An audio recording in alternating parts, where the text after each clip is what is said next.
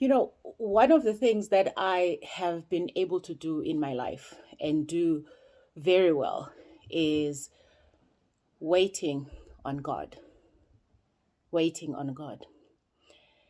It is so easy for us to constantly want, chase whatever our heart desires and get frustrated when we're not getting to it, when many others around us are succeeding, are getting the things that we probably desire.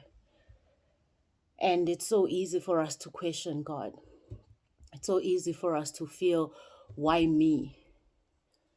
It's so easy to come down hard on ourselves, but not just on ourselves, but on God. And say, why is it always that my season is darker and remains dark while others are thriving and there's light in their lives? I think that we are so quick to want the worldly things and see the world through the worldly eyes, rightfully so, right? But what we often miss is the spiritual eye. What we often miss is that the questions that we seek in our lives are often clear and loud in our spiritual world, in the world where we can just be silent and quiet and listen to where God is leading us and listen to what God wants us to do. We all have dreams. We all have ambitions. But not all of us are going to realize those in the same way. Not all of us are even meant to realize them in the way that others are realizing them. And the most important thing is to just wait on God. Just wait and hear God speak and listen with the spiritual ear and listen with a spiritual heart, an open heart, not a heart that seeks to trash, not a heart that seeks to undermine God's will. So the one thing I have been able to do in my life and do very well is to wait on God. Perhaps for me, that was the only choice I had. It probably was the only option for me. But it has become such a significant part of my life.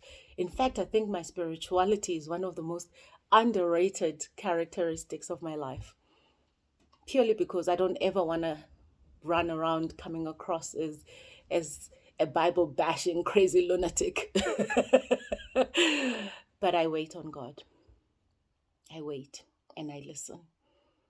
And even the things I want that don't go the way I want them, I always tell myself that surely God has another plan for me. And in everything I do, in my business, in my family life, in my personal life, I invite God. I'm like, God, it will be what you want it to be. Because I really believe I'm this vessel of hope. And I live according to what God says I should live and where I should go. And to me, my spirituality is what I've defined and what I experience every day. My spirituality is about looking at my world with more than that, just or beyond just using my naked eye. It's looking at my world from a deep place of spirituality, because I think you find answers there. And these answers you don't find in just this world. You don't find it in just this everyday rush. They are found in peace and quiet and silence. And I hope that in some shape or form, no matter what your season is, I hope you never get impatient with God.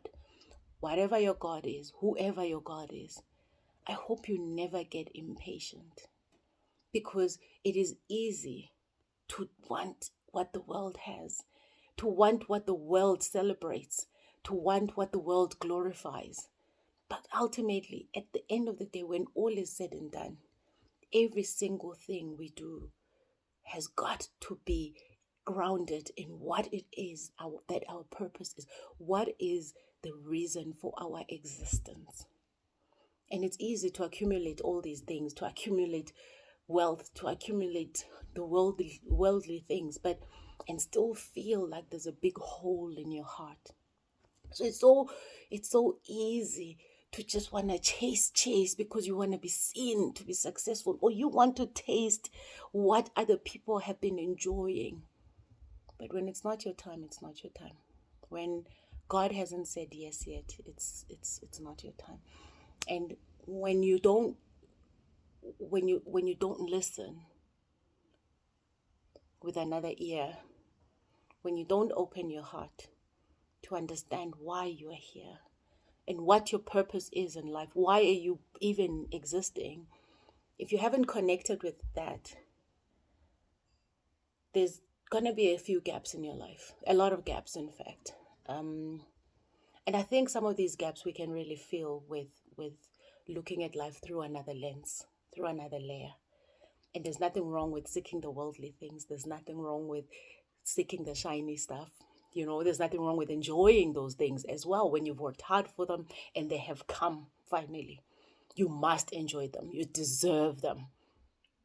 But I'm just saying, through it all, we need to peel off the worldly layer and just start to look at our lives through a spiritual lens. Because I really think that is where our compass is. That is where our direction is. So I'm sending you lots of love. And remember, wait on God. Wait on God. Things will be perfectly fine if you just wait.